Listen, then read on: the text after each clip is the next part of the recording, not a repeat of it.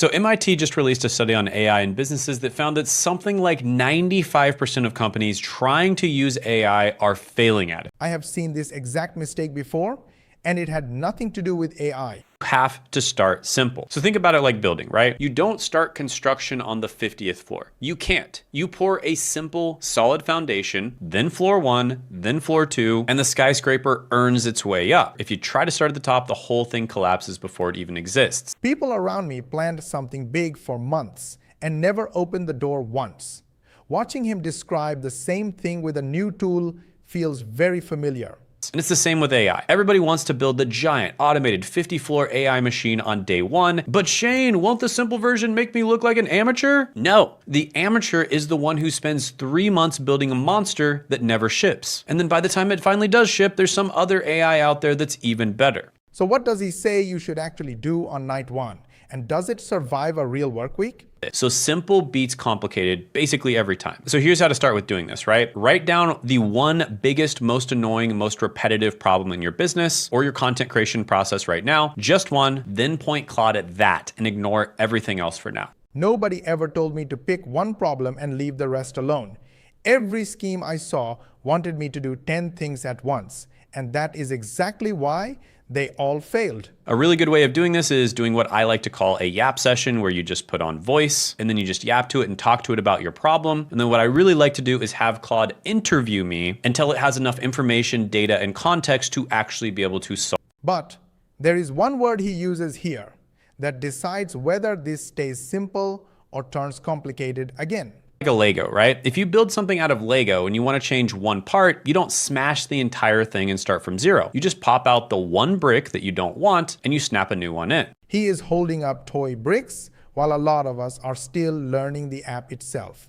The idea underneath is fine, but the way he says it makes people feel too old for this. Everything else stays exactly where it is. So that's how you want to build with AI. You want to build it like a system, modular, in pieces, like a flowchart where every step is its own little block. So let me show you the version of this that a tired man can build in one evening, because it is much smaller than it sounds. If you can get 90% of the result with something simple and fast, do not build the insanely complicated thing just to squeeze out that last little bit. It's kind of like working out, right? You don't need the perfect, scientifically optimized, color-coded program with 47 different exercises to get in shape. He is basically telling you to stop building and start doing.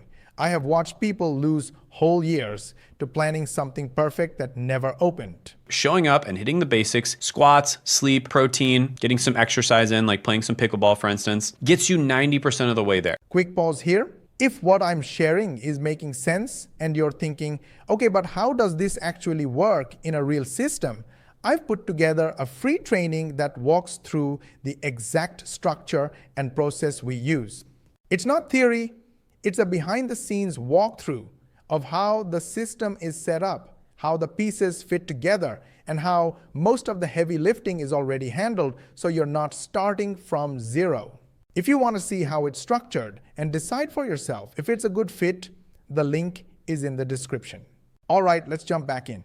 And the guy doing this simple thing consistently is going to absolutely crush the guy designing the perfect program that he never actually starts. Or he does it, but he doesn't do it consistently. The real question is how small the lazy version can get before it stops working. And that is what I want to test next. Right, whatever you build first is gonna be kind of bad, and that's fine. That is normal. The winners don't avoid that. They race straight through it. They ship the ugly version fast, see what's broken, and then fix it live as they go along. We are raised to only show something once it is perfect. He is saying the opposite. And honestly, the shame of starting ugly is what stops most of us. And this is true with companies as well. Airbnb started off as a crappy web forum. YouTube started off as a video dating site. And Slack started off as a failed video. So how do you start small and quiet without anyone even seeing it? Because that answer is coming. Whatever you're using Claude for to build, right? Whether it's building some sort of software app or using it for content creation or using it to do agency work or whatever you're using it for, document in public. He says, put your face on camera. And for many of us, that feels like showing off. That is his business.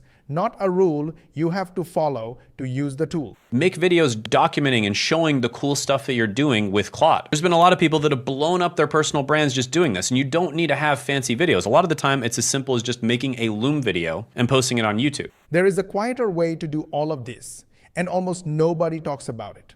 Now, everything I just showed you works, but it's honestly only one piece of the puzzle. If you want to see how the whole system fits together, step by step, I put together a free training that walks you through the entire thing. No fluff, no weird sales pitch, just the full process, the same way I'd explain it if we were sitting across the table. It's the first link in the description. If this video was helpful, that training will probably be 10 times more helpful. And if you're not there yet, no problem. Just keep watching, keep learning, and it'll be there when you're ready.